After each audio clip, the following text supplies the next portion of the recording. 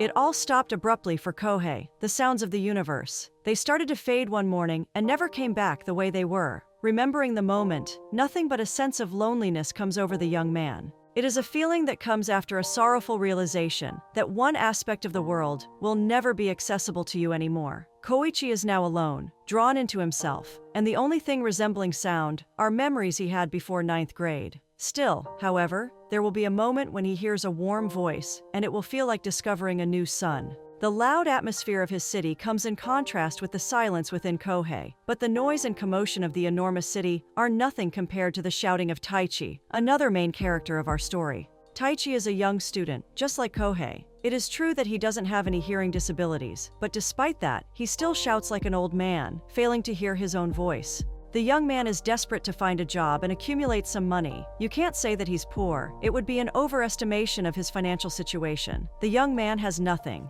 He is completely broke, and if he doesn't come up with a reasonably good plan to make money, he will soon starve. As he walks together with one of his friends in the campus area, he shouts like a maniac, but naturally Kohei doesn't hear a word he is saying. In place of Taichi, he just sees a normal, energetic boy. As we learn in the next scene, the loud boy comes across countless problems because of his loud voice. In fact, the tendency to shout his lungs off in every conversation seems to be one of the primary reasons for his unemployment. Well, he also has a bad temper and little professionalism, but that's secondary. After discussing this matter with his friend at a cafeteria, he awaits a free meal from him, but receives nothing. Taichi is left behind with nothing but 3 lousy coins in his pocket. As he walks along the campus once more, bitter thoughts about his teachers come to his mind. It was they who stressed the importance of higher education and urged him to get into a university, instead of finding a reasonably fit job. Being a little melodramatic about his situation, he wails upon his fate, limps his way towards a stair railing, and sits on it to regain his breath.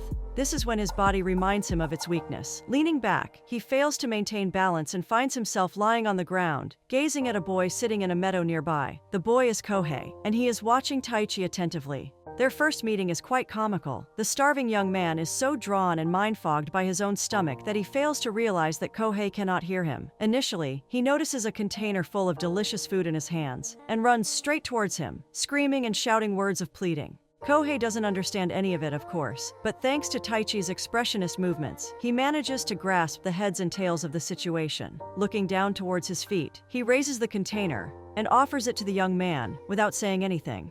Taichi is both surprised and enlightened. Feeling blessed, he grabs the food, sits beside him on the ground, and starts devouring it immediately. Kohei isn't very social, of course. Therefore, instead of staying with him, he prefers to get up and leave. Taichi is overly drawn by the deliciousness of his food, but still, the image of Kohei is tied to a sense of mysteriousness in his mind. Perhaps he's an angel, sent to aid him in the most desperate of times. The next morning, though, this feeling was quickly destroyed. From another of his university friends, Taichi learns that Kohei is a popular young man around campus. Being a freshman in the Department of Law, he is constantly surrounded by cohorts of girls, thanks to his handsomeness. He's got one huge problem, however. He cannot hear a thing. Walking around the campus, the two friends come up with a flyer saying that a note-taker is wanted. The person who applies to this small job will make notes during classes and provide explanations for the students with hearing disabilities. This will not be a wonderful chance for Taichi to accumulate some money, but in this way, he can at least return a favor to Kohei. Thinking this, he takes a few steps towards him, but suddenly, his friend catches up to him quickly and does everything to keep him away from Kohei. As he stresses, the man is dangerous. He's got a bad name around campus for doing something unacceptable. As of yet, we don't get to hear what the young man did, but it is clear that there is a lot of prejudice around his image on campus. Later that afternoon, the hearing-deprived young man is sitting in his customary spot, looking at his phone, when Taichi appears in front of him in the same comical manner as before. This time, he doesn't want any food. He only wants to return a favor. Holding his hand out, he reveals the flyer about the note-taker and offers him his service. As always, words come out of his mouth like an elephant's scream, but the expression on Kohei's face is not one of dissatisfaction or confusion. The young boy seems to be in awe. His eyes speak in surprise, as if a whole other level of the universe suddenly presented itself to him with all its colors. Hearing his internal voice, we soon learn what is going on. By some miracle, Kohei can hear Taichi's voice, and even though the latter speaks like a maniac, the words that come out of his mouth slice the air like a blackbird's song. For the first time after ninth grade, Kohei can hear another individual The job of the note-taker is essentially voluntary work, but Kohei offers Taichi 1 meal per day. The young man is delighted by the offer. He thinks it will be easy, but sitting in the first lecture, he can hear the lecturer just as well as Kohei. He fails not to fall asleep at one point in the lecture. While eating that afternoon, Taichi noticed 3 girls nearby. They are from a sign language club and have been asking Kohei to join for a very long time. Helping him teach sign language is a secondary reason behind their rigorous attempts, however.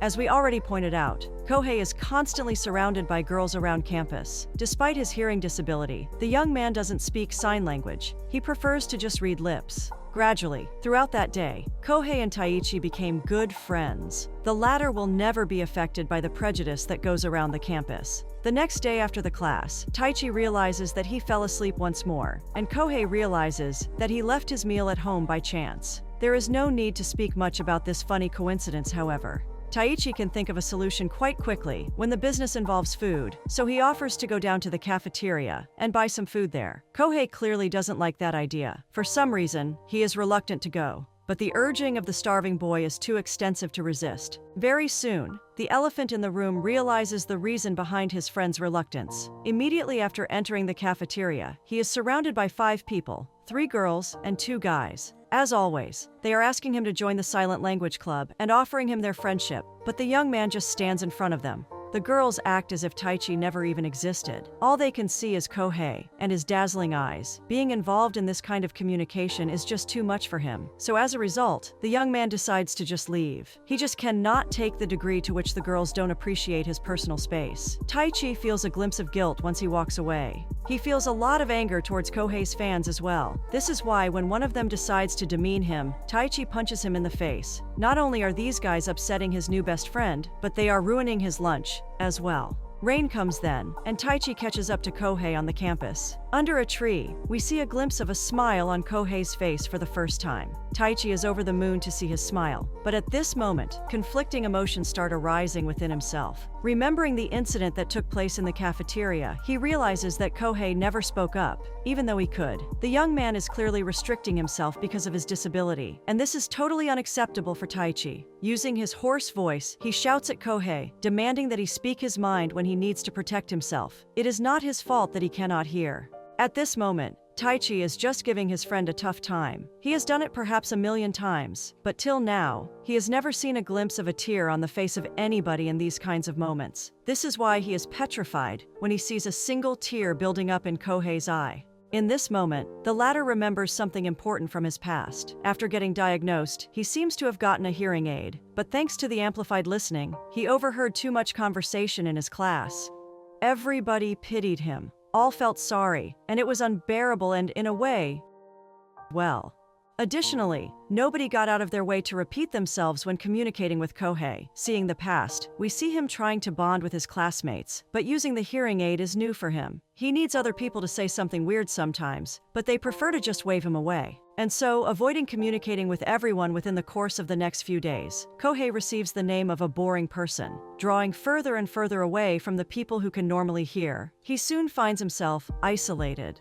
Back to the present time, Taichi learns about the controversy that happened recently involving Kohei. As it turns out, it is about a girl who was his note-taker before Taichi. She seems to have asked him out even though she had a boyfriend. Naturally, Kohei refused, but somebody saw them speaking, and the rumor spread. Thank God Kohei wasn't put in jail. Kohei used to think that everybody was the same, but thanks to Taichi, he now realizes that this notion can be challenged. Remembering the first time he saw him, a smile comes upon his face once more, and gloom is flushed from his heart. Taichi is truly as bright and loud as the sun. He is definitely different from everybody else. An urge to make him happy suddenly appeared in Kohei's mind that night. Walking over to the kitchen, he asks his mother to prepare something special for tomorrow. The woman is over the moon. Not only is her son asking for food after a very long time, but he also speaks of some note-taker who seems to be important to him. Perhaps the mother is even thinking that the note-taker is a beautiful girl. In the next scene, the lunch is in Kohei's bag and Taichi is visible nearby, but the boy still fails to approach him. Listening to his inner voice, the reason behind this is obvious. Taichi is a social individual, while Kohei is not. Bitter thoughts started appearing in the latter's mind that day. Seeing his friend with others, he stops thinking that Taichi is only with him because of the meals he provides. The thoughts are toxic, but thankfully, they are quickly dissipated by Taichi, who runs after Kohei and assures him that their relationship is much more than a simple exchange of resources between two individuals. Together, they eat the food. There is no describing Taichi's happiness when he sees what's inside the lunchbox. Even the hobbits weren't this happy when eating their first lunch back in Shire after going through hell. Conversing in between bites, the elephant in the room shares something intimate as well. As it turns out, he has no parents. They left him when he was in junior high. Suddenly, while the two speak about this, Taichi's friend Yoko dashes inside the classroom with wonderful news. An extremely attractive girl from the university just asked for his number. The young man will have a date this evening. The name of the girl is Miho, and the date is just delightful for Kohei. There is one slight problem with it, however. As it turns out, the girl isn't interested in him at all. She just called him because he's friends with Kohei. It is extremely annoying for Taichi to listen to her go on and on about how much she loves the hearing-deprived. This disability of his even amplifies her love. Imagining herself sacrificing her future for the helpless deaf individual just gives her goosebumps. Taichi's confidence with girls must be skyrocketing. Angry at Miho, he empathizes that Kohei can still hear some things and hear others' lips. He is not a helpless pet to be caressed. The girl is petrified by his voice, and the date is over in an uncomfortable silence. Getting back home that night, Taichi discovers that his grandfather has gone on a hot spring tour. He is alone, penitent, hungry, and exhausted. And to add to it all, thoughts are raging in his mind. The next day, he is delighted by the food Kohei brings him. It is a hamburger steak, a dish that his grandfather used to make. The taste of it reminds him of many things, including how bad he felt to be parentless and poor, and how bad he got. His grandfather's cooking was the thing that made him realize how lucky he was, and the taste of this exact hamburger steak reminds him of the relief he once felt. Sharing this, he suddenly realizes that Kohei cannot hear him. The ear of the hearing-deprived person seems to be ringing, and the hearing seems to be gradually fading. He can no longer hear Taichi's voice. He is alone once more. As the doctor says in the next scene, the gradual hearing loss might lead to complete deafness. And so, this is all he is thinking about in the next scene, when Yoko runs into him in the rain. The boy lets him know about the date that took place between Taichi and Miho, and thus changes the course of his thought process dramatically. The fact that Taichi didn't tell him about the date is intriguing. Affected by the hearing loss and this new information, Kohei realizes something and texts Taichi to meet up. Having no idea what the subject of their conversation is going to be, the latter comes carelessly and ordinarily. He sees his friend with wet hair and starts toweling it energetically when he hears the words for the first time. Kohei is telling him that he likes him. Emotional and vulnerable, he expresses just how much he doesn't want to lose the ability to keep hearing his voice. All he wants to know now is what happened between Taichi and Miho, and why he has been hiding it from him. But Taichi doesn't say a word about it. Desperation comes then. To Kohei, this means that his love will go unanswered. Thanks to this misunderstanding, the relationship between Kohei and Taichi broke up. Very soon, the latter learns that Kohei asked someone else to be his note-taker. Running through the university building, he reads his farewell letter and frustrates his mind in an attempt to understand the reasons behind this dramatic decision.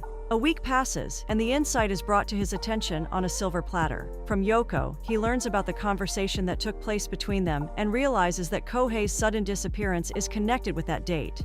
Furious that Yoko spilled the truth, he grabs him from behind aggressively and gives him the pain he deserves. He truly is a menace, a beast of prey. Later that day, he finds his address and is invited inside by Kohei's mother. The house is full of delicious smells and sights of appetizing food. Sitting on the couch, he looks like a leased fox encompassed by innumerable rabbits, none of which he can eat. Finally, when the food is offered to him, he forgets all about the reason for his visit. This is when the mother realizes who he must be. It is the lunchbox kid, not the most desirable nickname to be attached to your personality. Kohei has never had a friend, so it is only natural that the mother asks him to stay until her son returns from the hospital. Gradually, the two became friends. Towards the end of Taichi's visit, they are even laughing together. But once the boy says that it's time for him to go, the mother asks him to stay just a little while. She wants him to know just how much he means to Kohei and how important he is for this family. Listening to her, Taichi also learns that the hamburger steak he last ate was made by Kohei himself. It must be a wonderful feeling to realize that someone else cares about you this much. Unfortunately, Kohei returns home only after Taichi leaves. Affected by what Kohei's mother told him, the young man stands in the street for a while and reflects on the past, looking for possible explanations. He suddenly realizes something, and the truth of the situation reveals itself to him abruptly. Kohei must think that both are in love with Miho. Taichi truly is a Japanese reincarnation of Sherlock Holmes. The next day, he is speaking about Kohei's personal worth with Yoko. In length and with a great deal of emotion, he goes on and on about his positive qualities and underlines just how unfair it is that he has to be restricted because of his hearing problems. Immersed in his speech, he speaks like a person who's in love, and vain Yoko feels afraid to interrupt him. He remains quiet, even when Kohei appears in the doorway, and so, he hears everything. It is only after Taichi is done that he tries to give him the phone he left at his house yesterday, but he doesn't stop to discuss what he just heard. Confusion rises as he tries to run away from the cover, and naturally, Taichi follows him through the corridors of their university building. Tension rises as Kohei attempts to storm away in silence, but in the end, he finds himself unable to resist his emotions. The thoughts that have been raging inside his mind want to come out, but the defensive wall Kohei built for them still remains strong. Standing in front of him, he starts sharing that even though his hearing is completely fading, he can still hear his voice clearly, and it is tormenting him. As he knows, Taichi loves Miho, and to listen to him praise his personality is as painful as a knife wedged in his heart. Of course, this misunderstanding is only caused by his tendency to keep everything in his heart. Only if he speaks up now and reveals what he's been hiding inside will everything go back to its place. Taichi understands this very well, and this is why he screams at him, to be honest. The moment is dramatic, and the tension is at its peak as Kohei decides to follow his advice. Approaching him, he slowly leans towards him and kisses him gently. Taichi's eyes remain unclosed as he's petrified by what is happening. He remains still, as the truth about Kohei's feelings is revealed as well. Before we see how their relationship progresses, we learn a little about Kohei's huge personal development. Walking up to the girls from the sign language club, he asks to join them and manages to take part in an ordinary social interaction. As it appears, his hearing is still regressing, but of course he can still hear Taichi very well. It is when he is walking up a hill that the boy calls for him from a distance. As it seems, after what happened, Kohei has been thinking that Taichi is mad at him, but the loud boy feels the opposite. It is true that the kiss was very unexpected, but no matter how much he tries, he finds himself unable to come up with reasons not to like him. He wants his position as a note-taker back.